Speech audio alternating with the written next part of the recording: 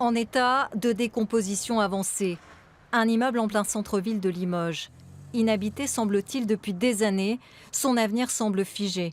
Mais de part et d'autre, des commerces qui ne demandent qu'à vivre. Les bâtiments de France nous imposent une décoration assez stricte au niveau de nos façades, mais au-dessus et à côté, ça ne suit pas forcément. Il y a tellement de maisons vides centre-ville, je ne comprends pas pourquoi. Les gens ne veulent pas les donner en location, ou bien s'ils n'arrivent pas à gérer comme il faut, là, il faut le donner à la mairie. Voici justement une lettre ouverte du maire Émile Roger Lomberti, écrite aux parlementaires. Il y décrit son impuissance face au phénomène de squat. Pour l'élu, il faut donc changer la loi et permettre au maire d'une ville de se substituer aux propriétaires d'un bien pour déloger des occupants illégaux.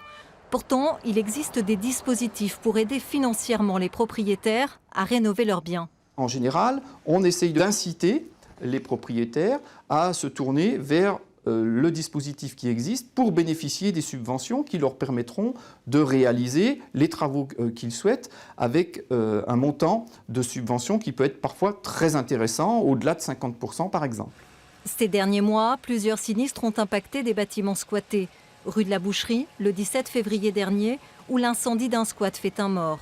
Autre bâtiment préoccupant pour sa valeur historique et patrimoniale, le Cercle de l'Union et Turgot, occupé illégalement par un collectif d'artistes. On me dit que ce squat est un squat citoyen, est un squat culturel, est un squat, etc.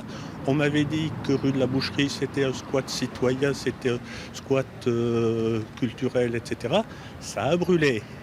Donc moi, je ne joue pas à la roulette russe avec 6 balles dans le barillet. À Limoges, pour l'instant, aucun inventaire ne répertorie le nombre de bâtiments abandonnés et squattés.